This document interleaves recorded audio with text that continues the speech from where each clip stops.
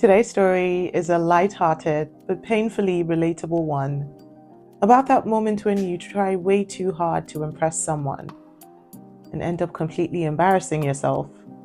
I've been there. Well, today's storyteller certainly has as well, and trust me, this one's worth the listen. Welcome to Short Stories with Lola. Let's dive in. I thought I'd share one of my most embarrassing moments. The time I tried way too hard to impress someone and completely, utterly failed. We've all been there, right? That moment when you try to seem cool, smart, or attractive, only for the universe to humble you in the most spectacular way. Well, this was the moment for me. Let me set the scene. I was 24, fresh into my first real job, and absolutely smitten with a guy from work. His name was Daniel. He was tall, confident, ridiculously good looking, and had this annoyingly effortless charm that made everyone gravitate towards him.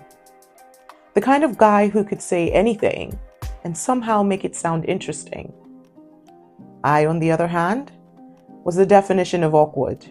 I was smart, yes, but I overthought everything, especially around people I found attractive. So naturally, instead of just being myself, I decided to impress him. One day, a group of us from work decided to grab dinner and drinks. I knew this was my chance. The topic of conversation turned to hobbies. And when Daniel casually mentioned he loved wine and fine dining, I, who at the time had a deep and committed relationship with cheap takeout, blurted out, "Oh, I'm a huge wine connoisseur." Now, this was a bold-faced lie. The closest I had come to being a wine expert was choosing the least expensive bottle at the grocery store. But in that moment, I convinced myself I could fake it. Of course, Daniel's face lit up. "Really? What's your favorite wine region?" Panic set in. I could have said literally anything. France, Italy, Napa. But no. My brain short-circuited and I blurted out, "Oh, the Amsterdam region." Silence. Daniel squinted at me, confused. Amsterdam? I nodded enthusiastically, doubling down on my mistake. "Yeah, they have amazing wines there." Spoiler alert, Amsterdam is not known for its wine at all.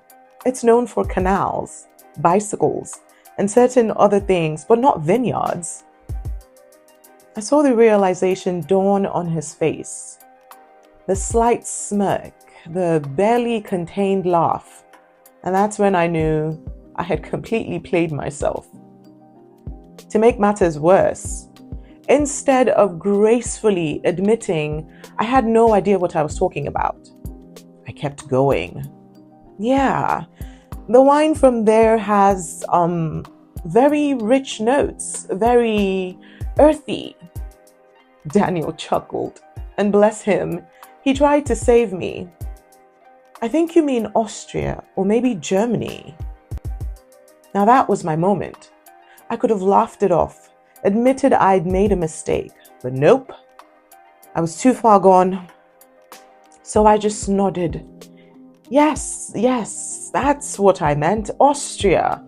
I always get those mixed up. Now, if this story had a happy ending, I would say that Daniel found my ridiculousness charming and we went on to have a whirlwind romance. But no, he simply smiled, took a sip of his probably very real fancy wine, and changed the subject. For the rest of the night, I was painfully aware that I was not the effortlessly cool, worldly woman I had tried to pretend to be. And Daniel? Well, let's just say we never spoke about wine again. Looking back, I cringe so hard at that moment, but it taught me a valuable lesson. Never try to be someone you're not, just to impress someone else. Because eventually, the truth will catch up with you. probably in the form of an awkward silence and a knowing smirk from a guy who actually knows about wine. So if you ever find yourself tempted to fake expertise to impress someone, just don't. Trust me, it's not worth it. I hope today's story made you laugh and maybe even reminded you to just be yourself. Pretending to be someone else never ends well. This is Short Stories with Lola. Thank you for watching, listening, and sharing. Don't forget to subscribe so you never miss an episode. And until the next story, stay authentic and embrace the awkward, funny, and real moments that make life interesting.